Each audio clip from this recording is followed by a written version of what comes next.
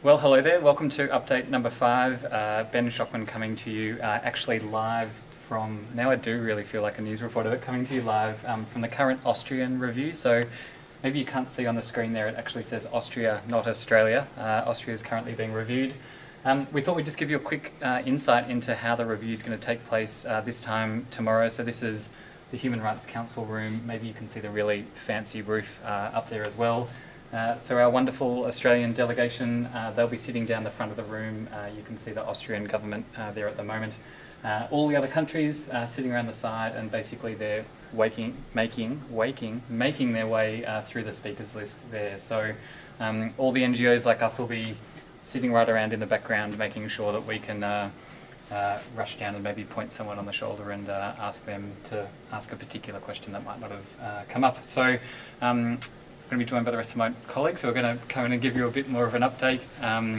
No name tags this time around, but presumably now you're all familiar with Les Malzer, Phil Lynch and Liz Snell. So what are we going to hear about? Speakers list. What's your name, Ben? And I'm Ben. Yes. Hello, Excellent. Schockman. Yes.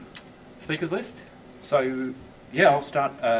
So, Australia's review is very, very popular. There are over 70 countries from across the world that have indicated they want to ask questions of Australia.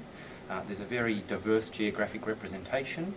Our day's been particularly busy today identifying those countries that are high on the speakers list with whom we haven't yet had contact.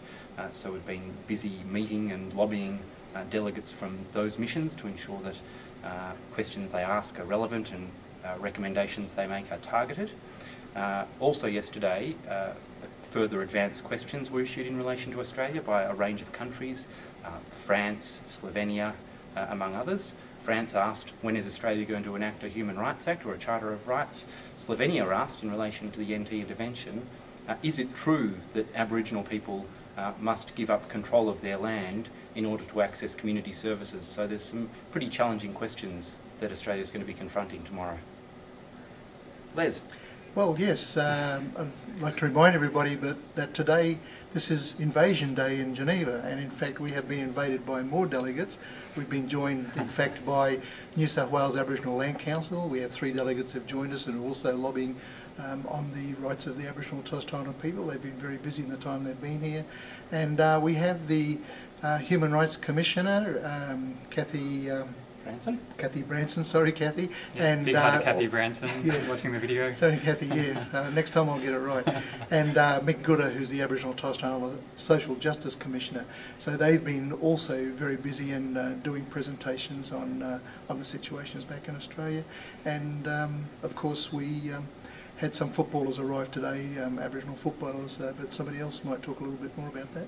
And we have actually just come from that event. It was the event put on by the Australian government, and the theme of the event was racism in sport. And we had some players from the AFL, and in particular, Andrew McLeod spoke very movingly about the impact of stolen generations, and also Mick Gooder, the Aboriginal and Torres Strait Islander Social Justice Commissioner, also spoke about institutional racism, and it was a very good presentation.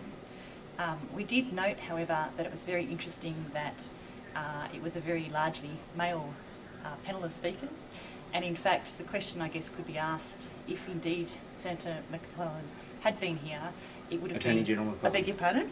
Attorney General. It would have been an all-male panel. Just an interesting point in terms of gender equality. And the other interesting issue that was raised was it was fantastic how the presentation very much centred around the issue of racial vilification and what the AFL are trying to do to address that issue, and particularly to combat cultural change. And one of the questions that Phil asked in response to that was just in regards to posing the question to the Australian government as to why we have a reservation with respect to vilification in CERD. And the Australian government has indicated that that will be a question that they will respond to tomorrow.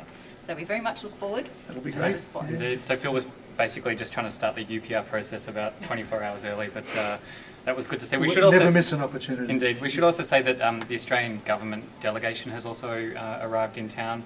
Apparently they're also fans of our YouTube updates, so a big hi to the Australian Yes, government. hello, and, Australia. Rowan and McRae, delegation. Anne-Marie Devereaux, Senator Lundy, hello. Happy to have you here, and glad that you're tuning in. Glad that everyone's tuning in. Once again, if there's anything else that you want to hear from us, send through some feedback. We've been getting a few little insights about what people want to hear, so send on through and make sure you tune in.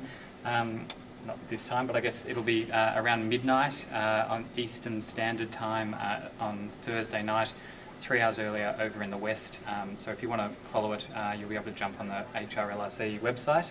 But we'll try and provide comprehensive, I guess, updates and analyses, We'll be there. comments all the way through. Yes.